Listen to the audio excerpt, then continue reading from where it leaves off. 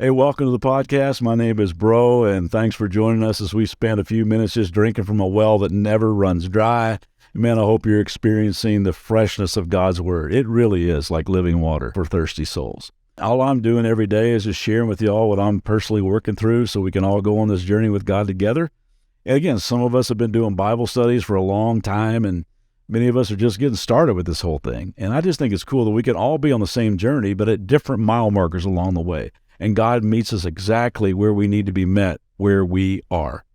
Well, we're trekking through this little letter in the New Testament called Colossians. It was written to encourage a passionate group of Jesus followers to stay on the right path, to continue being rooted deeply in Him and let Him be their firm foundation. To do that, the writer Paul has to confront some of the junk that was infiltrating their church. It was such an effective, difference-making kind of church. We've already seen how they were full of love for people. Because of that, they were a light in their city. And like we said last episode, the enemy of our soul doesn't like that. Where Jesus is all about light and hope and truth and life, he is all about darkness, lies, and confusion.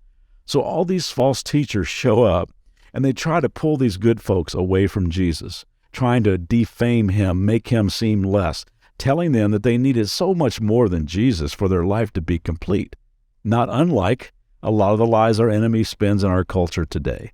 Well, Paul addresses the ultra-religious people who are trying to convert them to a religion that may include Jesus, but it has to be a Jesus plus kind of plan. Jesus plus our rules, Jesus plus our rituals, our practices, for it all to really count. He tells them it's not a Jesus plus eat this, don't drink this, wear this, celebrate this, rest here, kneel there, pray this, face that way, legalistic, DIY your own righteousness kind of plan. It's a Jesus plus nothing plan. He is enough.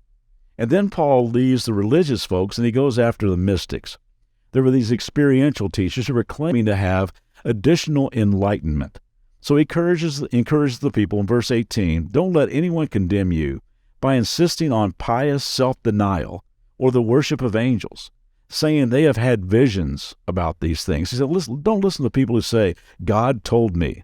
God told exclusively me, and I heard it in a language that was exclusively his. He gave me a vision of the way it has to be. He gave me a language that only he can hear.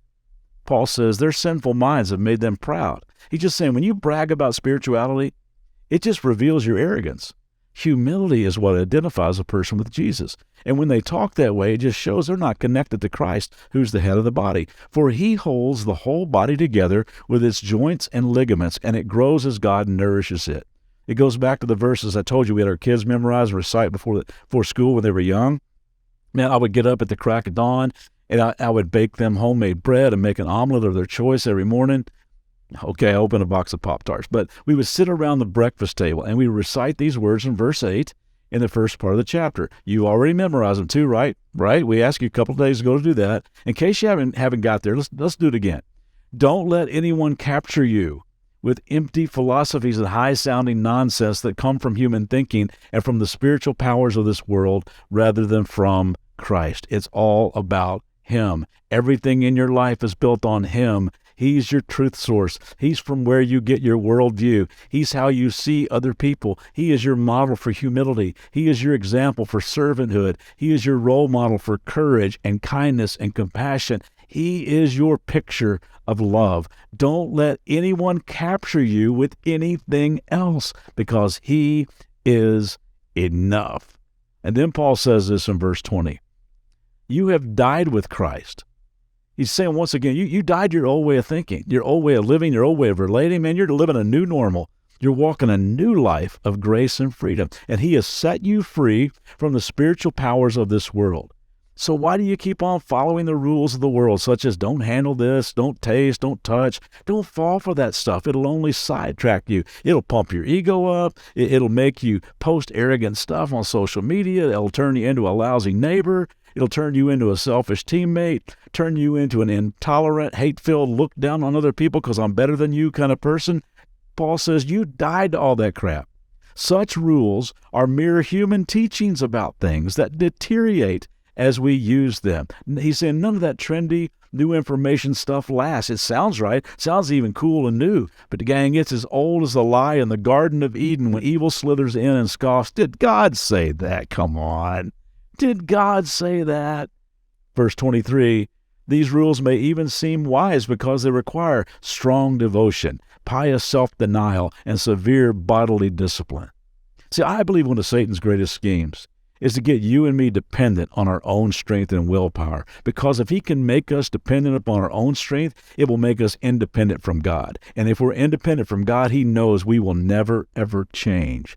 Paul says these dig down deep within yourself kind of rules, they provide no help in conquering a person's evil desires. In other words, rules don't change the heart. Hard work doesn't change the heart, never has.